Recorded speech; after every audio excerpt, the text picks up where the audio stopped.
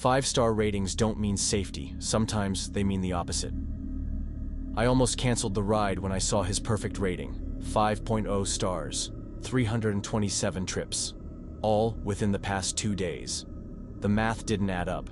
Even the most dedicated Uber drivers might complete 30 rides in 48 hours. 327 was impossible unless he never slept, unless he never stopped driving. But it was 3 a.m., and the October rain sheeted down in icy waves as I stood outside the hospital, my scrubs soaked through.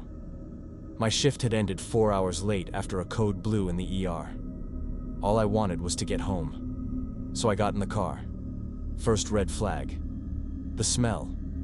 Not sweat or fast food. Rubbing alcohol. The sharp, sterile kind we use to prep skin for incisions.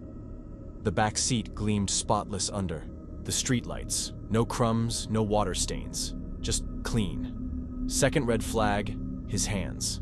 Evening, the driver said as I buckled up. His voice was calm, pleasant, but his fingers on the wheel were all wrong. Too smooth, no calluses, no wedding ring tan line. Like they'd never done real work. The app said his name was Dimitri. He looked nothing like his profile photo. Long shift? Dimitri asked as we pulled away. His eyes flicked to mine in the rearview mirror. Blue. Unnaturally bright. Contacts, maybe. Yeah, I said, pulling my hoodie tighter. The AC blasted despite the chill outside. You do a lot of hospital pickups? A pause. Just a second too long. All kinds, he said. My phone buzzed. A notification from the Uber app. Safety. Reminder. Share your trip status with... The message vanished as Dimitri turned down an unlit side street. Wrong direction. Hey, the map says to stay on Main, I said, my pulse quickening. Construction, Dimitri said. There was no construction. I opened the Uber app. Dimitri's profile now showed 4.2 stars, 12 trips. The 327 perfect ratings were gone. Then I noticed something. Worse. The car's interior lights were disabled. The door locks had no buttons. The child safety locks clicked as we accelerated. And the partition between us wasn't plexiglass. It was steel. Like a police cruiser.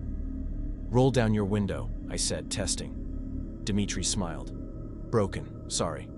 Liar. I pretended to cough, snapping a photo of his license with my phone. The flash reflected. Off something under his seat. Metal. A syringe. The math came together with horrible clarity. 327 rides in 48 hours. No time for sleep. Just enough time to... The car swerved onto a dirt road. Trees swallowed the moonlight. I yanked my hospital badge from my pocket, the one with the razor-sharp metal clip we used to pop open medication vials. Jammed it into the window's edge and pulled. The rubber seal gave way with a tear. Cold air rushed in. Dimitri's head snapped around. Don't... I threw myself at the gap, shoulders screaming as I forced my body through the half-open window. The car swerved. My ribs hit pavement. Then I was rolling, tumbling, the world a blur of pain and rain. Headlights flared behind me. I ran, not toward the road, into the woods, where a car couldn't follow. Branches lashed my face as I crashed through the undergrowth, Dimitri's shouts fading behind me. They found the car abandoned at a rest stop 30 miles away. No Dimitri, no record of his account. But the police did confirm one thing. In the trunk, under the spare tire, were 327 phones. All charged, all wiped clean, all with Uber apps still logged in. The detective wouldn't tell me what they found on the dashcam, but sometimes when I check my Uber app at night, I still see it, a ghost notification that disappears when I tap it. Dimitri has accepted your ride request. The scariest night of my life began with a phone that wasn't mine lighting up in the back seat of an Uber. I almost didn't get in the car. That detail haunts me more than anything else. That split-second hesitation when the silver Honda Accord pulled up to the curb outside the Blue Lagoon bar. Maybe it was the way the streetlight reflected off the windshield, making it impossible to see the driver's face. Maybe it was the silence. No greeting, no, "What's your name?" Just the click of the doors unlocking. But it was 2:17 a.m. I'd missed the last train, and the app said, Gregory, 4.7 stars. So I slid into the back seat, the leather cold through my jeans. The smell hit me first. Not the usual Uber stench of pine air freshener and fast food. This was sharper, metallic, like someone had scrubbed the car down with industrial cleaner but missed the traces in the cracks. I gave my address. Gregory didn't respond, just nodded and pulled away from the curb. That's when I saw the phone. It was plugged into the center console, face up. Not Gregory's. His was mounted on the dash running navigation. This was an iPhone, with a cracked screen protector, charging silently. Previous passenger must have left it, I thought, reaching for it just as the screen lit up. New message. Don't react. He's watching. I froze. The message disappeared, replaced by the lock screen, a generic beach photo. Then another message flashed. Check the timestamp. The photo app opened itself. A picture loaded. The back seat I was sitting in right now, empty, time-stamped tonight, 1:53 a.m. 20 minutes ago. Another photo appeared beneath it.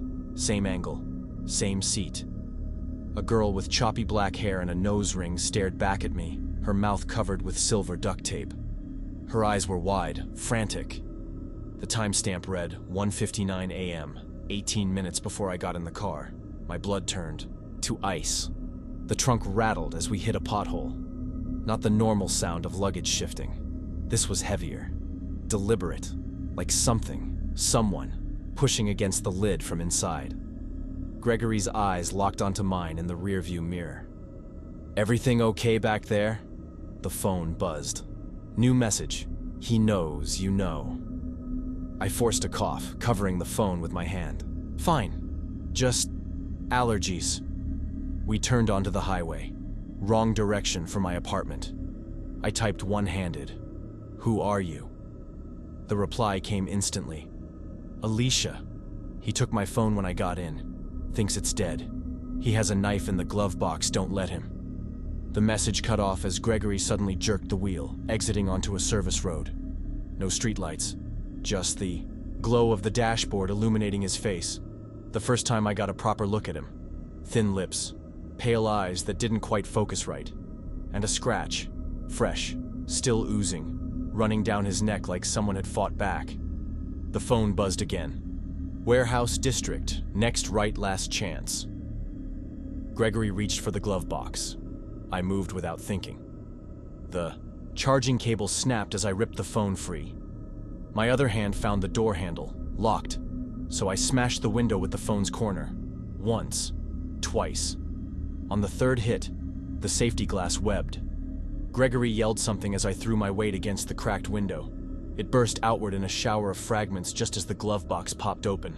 And then came the sound I'll hear in my nightmares forever. A thud from the trunk. A scream. Not mine. And the glint of something metallic in Gregory's hand as I tumbled onto the pavement. I ran until my lungs burned. Didn't stop when gravel cut through my shoes. Didn't look back when the Accord's engine roared behind me. Just sprinted toward the distant glow of a gas station. Alicia's phone clutched like a lifeline in my bleeding hand. The police found the Honda abandoned near Pier 36. No Gregory, no Alicia. But here's what they did find, according to the detective who wouldn't meet my eyes. The duct tape in the trunk had strands of black hair stuck to it. The knife in the glove box tested positive for blood. Type AB, not Alicia's type O. 3 more phones hidden under the spare tire, all wiped clean. The last photo on Alicia's phone? Time-stamped 2:15 a.m. It showed the back seat again. Empty. Except for my reflection in the window, mouth open mid-scream, as Gregory reached back with that knife. I keep the phone charged now, just in case Alicia ever texts again. Thanks for watching. Don't forget to like, comment, and subscribe for more chilling tales.